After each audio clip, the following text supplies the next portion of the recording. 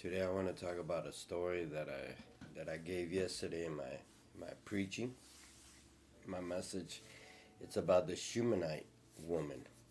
It's in Second Kings chapter 4 verse 8 through 37. I'm not going to read the whole thing, trust me.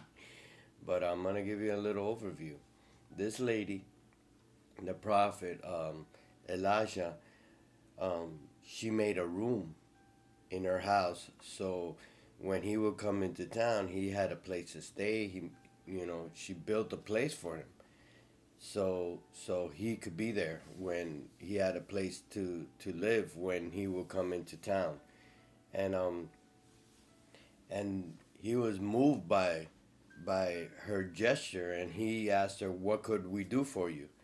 What could we do for you?" And she says, "We have everything we need." And and uh and Elisha's servant said, "Well, she doesn't have a son." So he told her, "By next year you're going to have a son."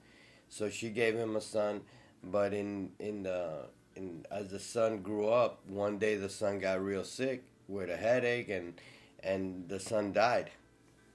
So the lady, she told her husband, I gotta go see the prophet. He wasn't there, so she went and laid him in the room that she had made for him, and she went off and ran and went to look for the prophet and told him, that her son had died. And the prophet came back, and the son, came back to life. So I look at this story, and I see some key things. You know what I mean? And that I want to share with you guys today.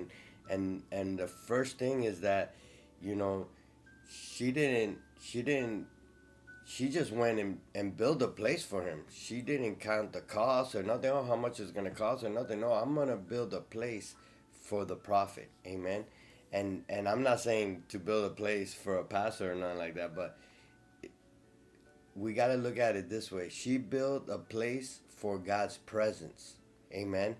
And that's what we have to do in our lives. We have to build a place for God's presence, no matter what it costs. Amen. No matter how much it's going to cost you, I got to get rid of this in my life. I got to get rid of this in my life. Whatever it costs, you need to build a place for God in your life. Amen. You need to get rid of some stuff in your life, and to make room for God's presence in your life. Amen. And this is what God is saying to somebody today. You're cluttered with a lot of stuff in your life, and you don't have room for God. And God is telling you today, get rid of stuff and build a place for me in your heart.